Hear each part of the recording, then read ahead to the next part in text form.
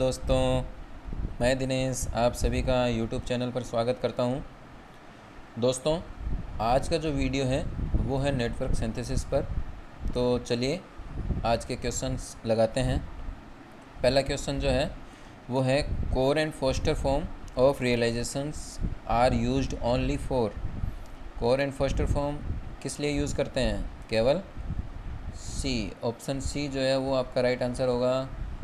क्यों होगा? क्योंकि अपने केवल ड्राइविंग पॉइंट इम्पीडेंस जो है वो ही फाइंड कर सकते हैं, बजाय transfer impedance, driving point reactance function, ये सब अपने नहीं कर सकते। इसमें केवल इम्पीडेंस और एडमिटेंस, ये दो ही फंक्शन जो है वो अपन कैलकुलेट कर सकते हैं। चलिए अगला सवाल ले लेते हैं। अगला सवाल जो है वो है A reactance network in the Foster first form has poles at omega equals to 0 and omega equals to infinity। तो दोस्तों इसके लिए मैं आपको एक तरीका बता देता हूँ। यदि पोल जो है वो ओमेगा इक्वल्स टू 0 पर और ओमेगा इक्वल्स टू इन्फिनिटी पर, यदि ओमेगा इक्वल्स टू इन्फिनिटी पर है तो एलिमेंट जो होगा वो आपका L एलिमेंट होगा, और ओमेगा इक्वल्स टू 0 पर यदि पोल है तो एलिमेंट जो होगा वो आपका कैपेसिटर होगा। ये आपको हमेशा ध्यान में रखना है, ठीक है। तो इसको किस तरह से याद करोगे? जैसे इन्फिनिटी है, इन्फिनिटी को आप IN से लिखते हो, इंडक्टर को भी IN से लिखते हो, ठीक है। तो ये आप इस तरह से इसको ट्रिक बना के याद भी रख सकते हो। चलिए, तो इसके अंदर क्या होगा? ओमेगा इक्वल्स टू 0 पर और ओमेगा इक्वल्स टू इन्फिनिटी दोनों पर है, तो इसका मतलब L और C दोनों प्रेजेंट हैं, और दोनों किस फॉर्म में हैं? सीरीज़ फॉर्म में है। ऑप्शन डी जो है वो आपका राइट आंसर होगा। चलिए अगला सवाल ले लेते हैं। अगला सवाल जो है वो इस तरह से है, in the first core network with a pole at infinity the first element must be. आ गया? इन्फिनिटी पर यदि पोल है तो दैट मीन्स इन्फिनिटी पोल, तो सीरीज़ इंडक्टर जो है ऑप्शन बी जो है वो आपका राइट आंसर होगा। चलिए अगला सवाल ले लेते हैं। इसके अंदर ये है कि ये कह रहा है कंसीडर द फॉलोइंग फंक्शंस।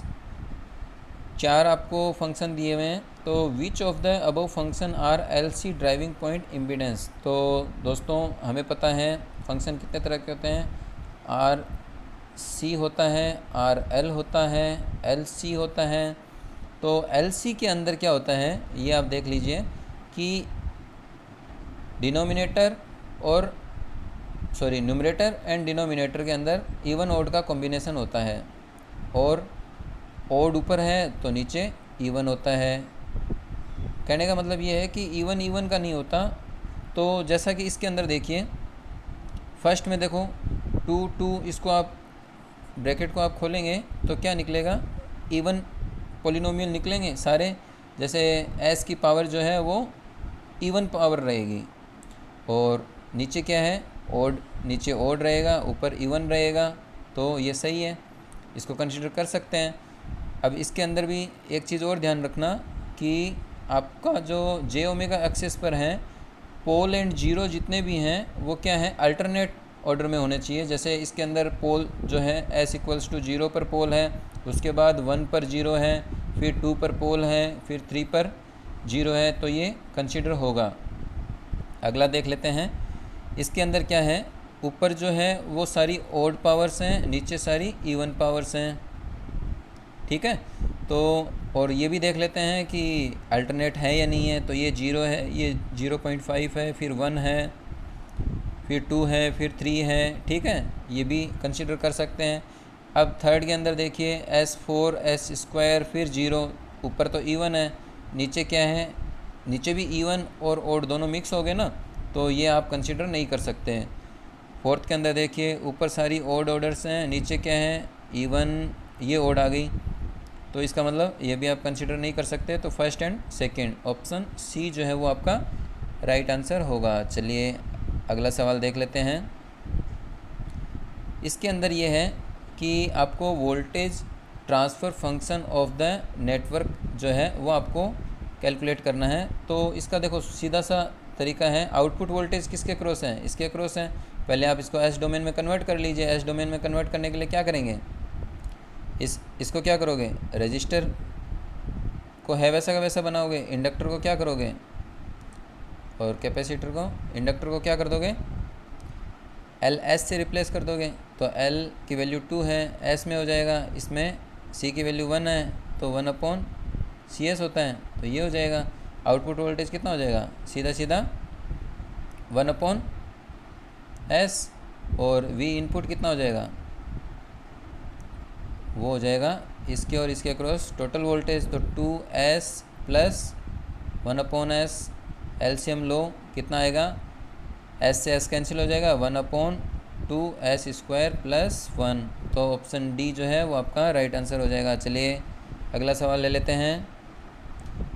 इसके अंदर ये है कि the system matrix of continuous time system is given by this. तो ए आपको दिया हुआ है, ए मैट्रिक्स दी हुई है, तो करेक्टरिस्टिक इक्वेशन आपको पता होगा, SI माइनस ए का डिटर्मिनेंट इक्वल्स टू 0। तो आप इसको सीधा भी लिख सकते हो, S क्या है, आइडेंटिटी मैट्रिक्स को S से मल्टीप्लाई करना है आपको, तो क्या हो जाएगा, आप इसको किस तरह से लिख सकते हो, S 0 0, इसको माइनस करना है A से, तो A क्या है, A क्या है 0 1 -3 -5, तो इसको आप यहाँ लिख लो,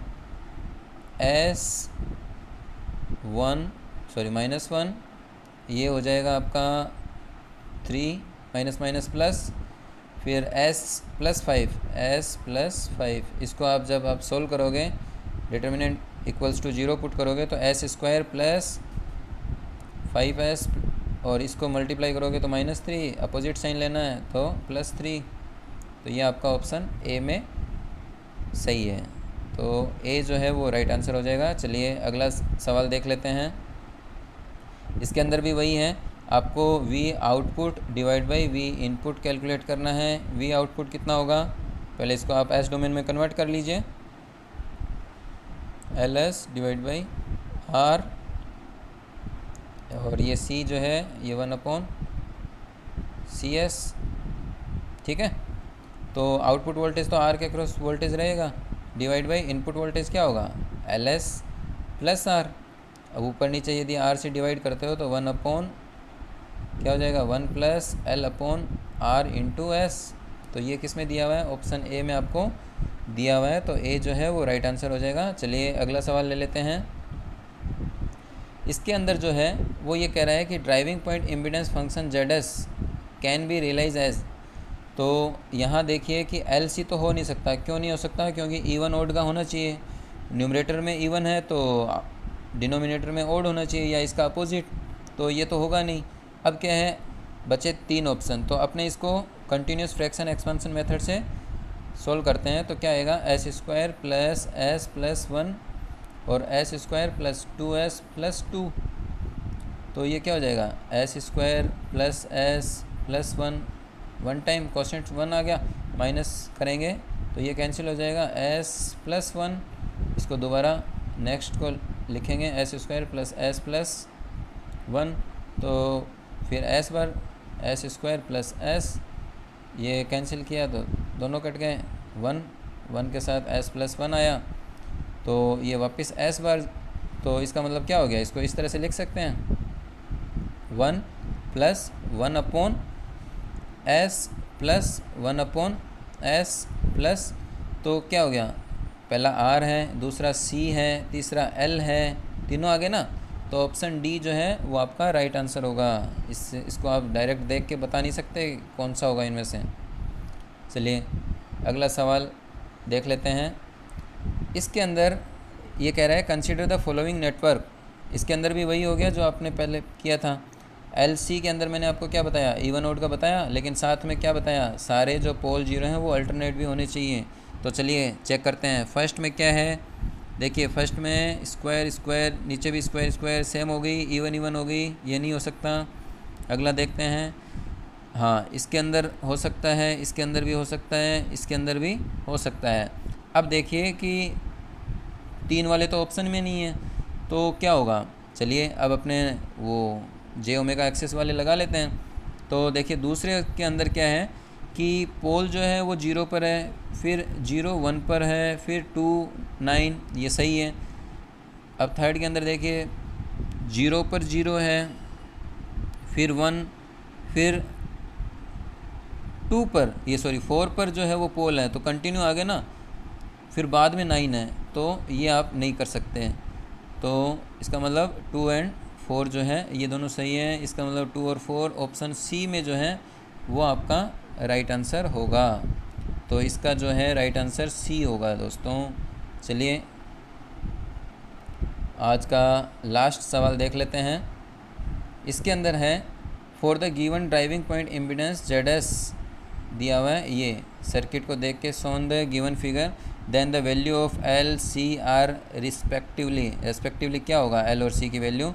तो ZS आपको दिया हुआ है, तो ZS दिया हुआ है, तो इसको आप क्या करोगे, कंटिन्यूस फ्रैक्शन एक्सपेंशन से यदि अपने सोल्व करते हैं तो क्या हो जाएगा 2S³ + 3S, तो 4S4 + 7S² + 1, तो इसको 2S से मल्टीप्लाई करोगे तो क्या आएगा 4S4 + 6S² माइनस करेंगे तो ये तो कैंसिल हो जाएगा। तो फर्स्ट एलिमेंट तो आपका क्या आएगा 2S प्लस, अब ये 2 क्या है LS है ना, तो ZS के केस में क्या होता है ये देख लीजिए, ZS यदि आप लिख रहे हो तो उसमें LS और 1/CS होता है। YS आप लिख रहे हो तो उसमें पहला CS और दूसरा 1/LS, इस तरह से लिखते हैं। तो ये चीज़ आप ध्यान में रखना। तो हमने अभी जो कंटिन्यूस फ्रैक्शन एक्सपेंशन किया था तो उसके अंदर L के साथ क्या था 2S आया ना, तो L की वैल्यू क्या हो गई 2। तो इसके अंदर देखिए L एंड C, तो 2 जो है ऑप्शन बी में ही दिया हुआ है, L की वैल्यू 2 हो गई। और इसी तरह से उसको यदि आप और आगे सोल्व करोगे तो C की वैल्यू भी आ जाएगी जो कि 1 रहेगी। ठीक है दोस्तों, तो इसके अंदर ऑप्शन बी जो है वो आपका राइट आंसर हो जाएगा। वीडियो देखने के लिए थैंक यू, और वीडियो अच्छा लगा तो लाइक और शेयर ज़रूर कीजिएगा। Thank you very much.